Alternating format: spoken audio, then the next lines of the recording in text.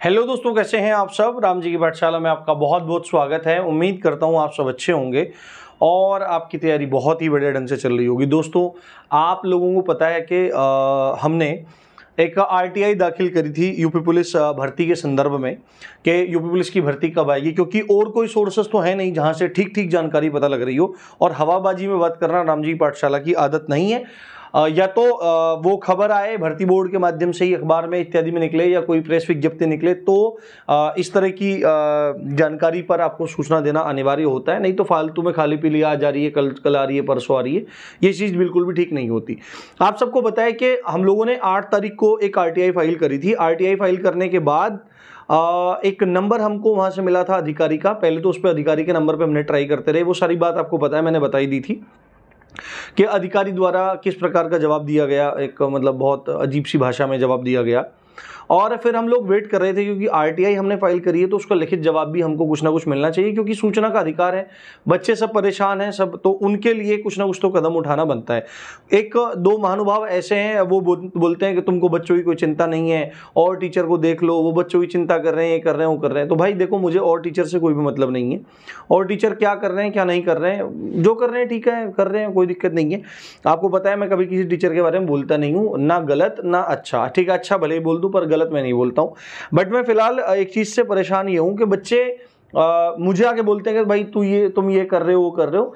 तो एक दो ही लोग हैं ऐसे, उनकी संख्या बहुत ज्यादा नहीं है, परंतु फिर भी उन लोगों को भी जवाब देना जरूरी बनता है कि आरटीआई भी फाइल नहीं करी है आपके लिए किसी ने। ठीक है, इतनी भी हिम्मत किसी में नहीं है। जो आपको बस कोर्सेज बेच रहे हैं, वो कर रहे हैं, बस वही आपके लिए सब कुछ है। ठीक है, वो आपका मूर्ख बना रहे हैं, सब कुछ कर रहे हैं, तो आपको वो सब चीज ठीक लग रही है। ठीक है, मैं नहीं कह रहा हूं कि कोर्स बेच के वो मूर्ख बना रहे हैं। ठीक है भाई, देखो पूरे ऑर्गेनाइजेशन चलते हैं, उनको चलाने के लिए पैसे की जरूरत पड़ती है, परंतु आप अगर कंपैरिजन करोगे तो फिर चीजें ठीक नहीं होंगी।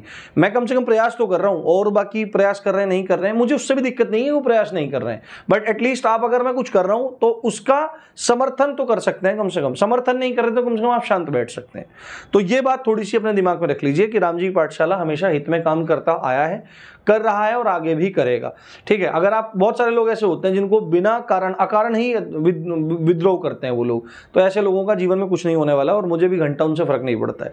ठीक है, अब एक बात यहां पर आप सुन लो, वो जो आरटीआई हम लोगों ने फाइल किया था, उस आरटीआई का एक लिखित में जवाब इन लोगों ने दिया है। आपका समय ज्यादा खराब नहीं करूंगा, और उस आरटीआई के जवाब में क्या लिखा हुआ है आप खुद पढ़ लो। आपको पढ़ के पता लग जाएगा कि मतलब क्या हो रहा है और क्या चल रहा है। और आपको फिर ना इसके इस वीडियो के बाद फालतू फिर यूपी पुलिस कांस्टेबल की वैकेंसी कब आ रही है तब आ रही है, ये वीडियोस प्लीज कम से कम देखना छोड़ देना आप लोग, क्योंकि उसके बाद आपका समाधान हो जाएगा क्या है क्या नहीं है। मैं सस्पेंस अभी खोल देता हूं आपका।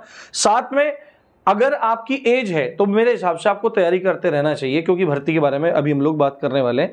आप देखो यहाँ पे, ये इधर देखो आप, पहले ये हम लोगों ने आरटीआई फाइल करा था, ये आपने पूरा का पूरा देख लिया था, मैंने पहले भी दिखाया था। अब जिसने आरटीआई फाइल करा था उसका नाम मैंने हटा दिया है और उन अधिकारी का नाम नंबर वगैरह मैंने हटा दिया यहाँ से, जिससे आप में से कोई मतलब ज़्यादा होशियार बने और जाके कॉल करे तो वो चीज़ ठीक नहीं लगती है। ठीक है, ये क्योंकि यहाँ से नंबर वो हो जाएगा तो बच्चे मतलब उन अधिकारी को भी पेल देंगे, दे फोन, तो वो चीज़ें ठीक नहीं होंगी। ठीक है, अब ये लिखित जवाब आप लोग यहाँ से ध्यान से पढ़ लीजिए। ठीक है, लिखित जवाब क्या लिखा हुआ है कि आवेदक ये है फलाना फलाना, इनका हमने नाम ब्लर कर दिया है। अब इसमें क्या लिखा है कि आप अपने आवेदन पत्र दिनांक 8/5/2023, हमने 8 तारीख को किया था, का अवलोकन करें, जिसके द्वारा आगामी आरक्षित पदों की सीधी भर्ती के संबंध में सूचना के अधिकार अधिनियम के अंतर्गत सूचना मांगी गई है। यानी कि इन्होंने हमें कहा है कि भाई आपने जो आरटीआई डाली थी, वो जो आवेदन पत्र था उसका आप अवलोकन करें, उसको देखें। उसके बारे में अब आगे लिख रहे हैं क्या कि उपरोक्त संबंध में अवगत कराना है कि उत्तर प्रदेश शासन द्वारा निर्गत नियमावली या पुलिस महानिदेशक उत्तर प्रदेश कार्यालय लखनऊ से प्राप्त अधियाचन के आधार पर बोर्ड द्वारा विभिन्न भर्तियों संबंधित चयन प्रक्रिया संपादित की जाती है। ठीक है, यहाँ पे लिखा है कि भाई वहाँ से आपका अधियाचन जो मिलता है उसके आधार पर बोर्ड द्वारा चयन प्रक्रिया संपादित की जाती है। यहाँ तक बात लिख दी है, इसमें कोई भी स्पष्टता नहीं है, ये बस सिंपल बात है कि भाई ऐसा होता है, सरकार वहाँ से कहती है तुम भर्ती करो तो भर्ती बोर्ड भर्ती करता है। आगे लिखा है आगामी पुलिस भर्ती के संबंध में पुलिस भर्ती बोर्ड की वेबसाइट पर सूचना या विज्ञप्ति प्रकाशित की जाएगी। ठीक है, ये लिख दिया है। ठीक है, ये नहीं बताया कि कब की जाएगी, कौन से महीने में की जाएगी। अतः आप अधिक जानकारी हेतु समय समय पर बोर्ड की वेबसाइट का अवलोकन करते रहें। तो ये जो लिखी गई है, जन सूचना अधिकारी उत्तर प्रदेश पुलिस भर्ती एवं प्रोन्नति बोर्ड लखनऊ द्वारा ये जानकारी यहाँ पर साझा की गई है।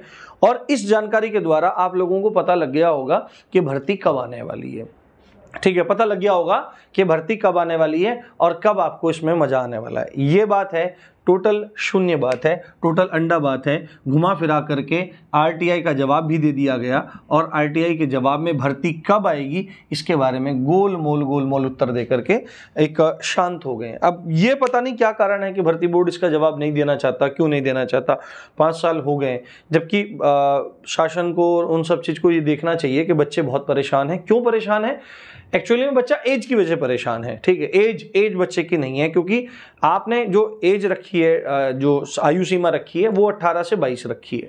और बहुत सारे बच्चे, आप 2018 में भर्ती निकाले थे, जुलाई में आपने काउंट करी थी। आज भी अगर भर्ती निकालोगे, 5 साल हो गए, तो आप फिर जुलाई से काउंट करोगे तो एक बहुत सारे बच्चे ऐसे हैं जिनको पहले भी मौका नहीं मिला था अंडर एज होने के कारण, और आज वो ओवर एज हो चुके हैं, उनको मौका नहीं मिलेगा। और भी लोग थे जिनको मौके मिलने चाहिए थे, अब वो लोग ओवर एज हो चुके हैं, तो उनकी समस्या कौन देखेगा। और भर्तियों की तैयारी, ये कोई बहुत बड़े पद नहीं है, ये कोई बहुत बड़े पद नहीं है। कांस्टेबल की नौकरी में आदमी केवल अपना जीवन यापन करता है। ठीक है, पता नहीं आज के टाइम में यूट्यूब पे ये चीजें चल रही हैं कि चीजों को हीरोइक तरीके से पेश किया जाता है। ठीक है, कि भाई ये है वो है। इनकी रियलिटी जो है ना, हार्श रियलिटी है। जो कांस्टेबल की जॉब कर रहे हैं ना, उनसे आप पूछो क्या है। परंतु इनकी ये नॉर्मल एक अति सामान्य नौकरी होने के कारण ये क्या है कि जो लोग गरीब परिवारों से हैं, मध्यम वर्गीय, निचले मध्यम वर्गीय परिवारों से हैं, वो लोग इनके लिए अप्लाई करते हैं कि कम से कम हमारा जीवन यापन हो जाए। तो इतना लोगों के पास टाइम नहीं होता है कि भाई 5-5 साल का टाइम है, वो बच्चा टाइम लगाएगा। ठीक है, भर्ती आती है, फिर वो कई साल लगते हैं, कभी कुछ ये हो रहा है। तो यहाँ पर किसी को किसी की भावनाओं से कोई फर्क नहीं पड़ता है। तो इतना तो आप स्पष्ट मान लीजिए कि भर्ती के बारे में अभी भी कोई भी स्पष्टता नहीं है और अभी कोई भर्ती नहीं आ रही है, कोई भर्ती अभी नहीं आ रही है। ये मैं आपको स्पष्ट कह रहा हूँ। अब आप में से बहुत सारे लोगों को ये लगेगा कि सर आपने डिमोटिवेट कर दिया, ऐसा कर दिया, वो कर दिया। अब यहाँ से शुरू होता है उस बच्चे का खेल जो अपना सिलेक्शन चाहता है। जिस बच्चे को चाहिए कि भाई मेरे को नौकरी चाहिए, बात सीधी सच्ची है।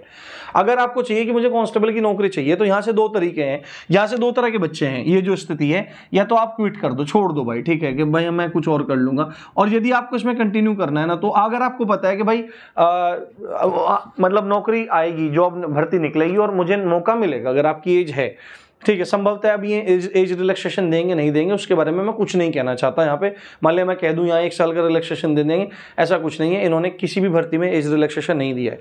तो अगर आपकी एज नॉर्मली है, तो अगर यहाँ से 2 रास्ते हैं कि एज आपकी है तो आप छोड़ रहे हो, जा रहे हो। परंतु जो यहाँ पे हिम्मत दिखाएगा बच्चा, ठीक है, जो यहाँ पे हिम्मत दिखाएगा वो इसी की जीत होगी। क्योंकि भर्ती का कुछ भी पता नहीं है कि भर्ती अब आएगी, अगले महीने आएगी, उससे अगले महीने आएगी, साल भर में आएगी, 6 महीने में आएगी, कुछ नहीं पता है। परंतु जो निरंतरता से लगा रहेगा उसका सिलेक्शन जरूर होगा, इतना मैं आपको बता देता हूं।